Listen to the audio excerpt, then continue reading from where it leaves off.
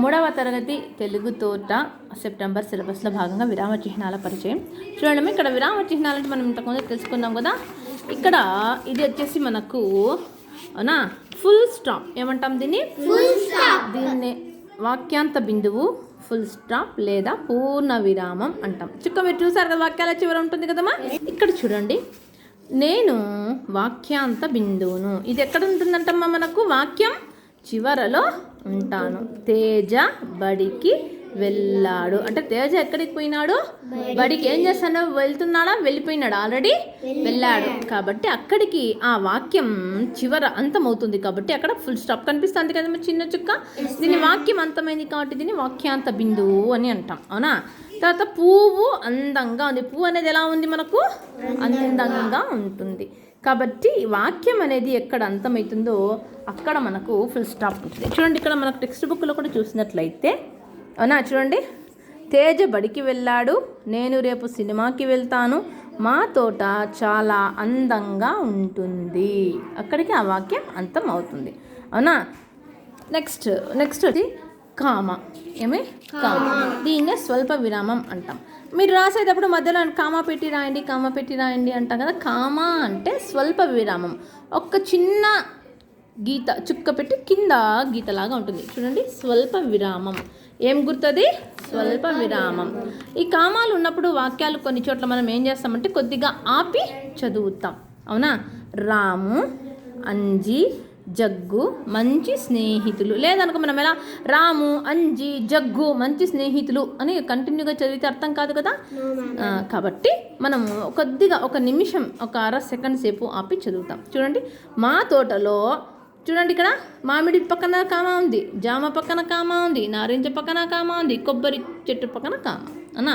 అలా కాకుండా మా తోటలో మామిడి, జామ, నారింజ, కొబ్బరి చెట్లు ఉన్నాయని అర్థమవుతుందా.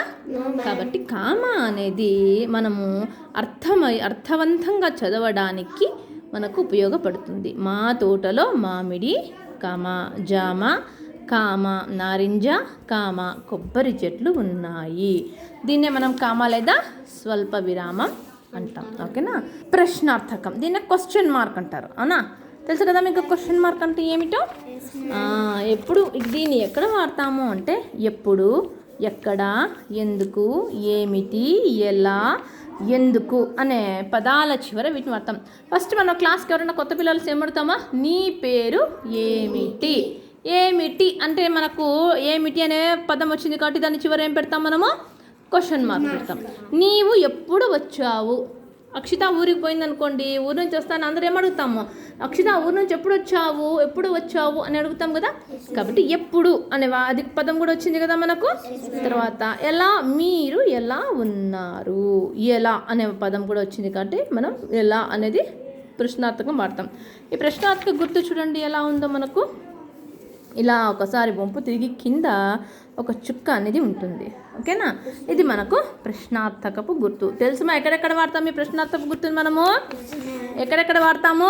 ఇక్కడ ఎప్పుడు, ఎక్కడ, ఎందుకు, ఏమిటి, ఎలా, ఎవరు అనే పదాలు ఉన్నప్పుడు చివరలో వాడతాం, సరేనా. సరే, నెక్స్ట్ ఏం గుర్తుమా ఇది. ఈ గుర్తు మీ అందరికి ఇష్టమైన గుర్తు కదా. ఈ గుర్తు ఎక్కడ ఉంటుంది, ఎలా వాడతారు దీన్ని చెప్పండి. అబ్బో, అమ్మో, అయ్యో అనే అంటే మీకు ఇష్టం, మనము ఆనందంగా కానీ భయంగా కానీ మనం పలికిన పదాల చివర వాడతాం. చూడండి, ఒకటిలాగా ఉంటుంది, దాని కింద ఒక చిన్న బిందువు ఉంటుంది. ఆశ్చర్యపు గుర్తు చూడండి, అబ్బో, అయ్యో, బాబోయ్, అమ్మో లాంటి పదాల ముందు వాడతాం. మనకు ఆనందం కలిగిన, ఆనందం అంటే అబ్బా నా డ్రెస్ ఎంత బాగుంది అంటాం కదా, అక్కడ మనకు ఆనందమే కదా.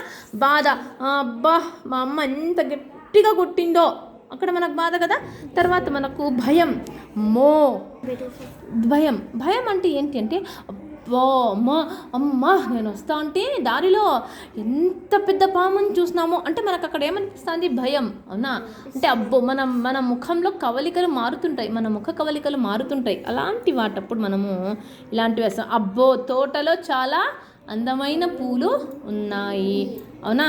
ఆ తర్వాత ఒక చిన్న పేరా చూడండి మా ఇక్కడ చూడండి, మనకు టెక్స్ట్ బుక్లో ఇచ్చినాడు. అబ్బో జూ ఎంత అందంగా ఉందో, అందులో జిరాఫీ ఎంత ఎత్తుగా ఉందో. అమ్మో, సింహాన్ని చూడగానే ఎంత భయం వేసిందో. మనం అక్కడ సింహం బదులు ఏమనుకున్నాము, అమ్మో దారిలో పామును చూశాను. ఇలా మనకు ఆశ్చర్యం కలిగించే వాటి వెనకల మనము ఆశ్చర్యపు గుర్తు. ఓకేనామా? ఇవి మనకున్న 4 గుర్తు.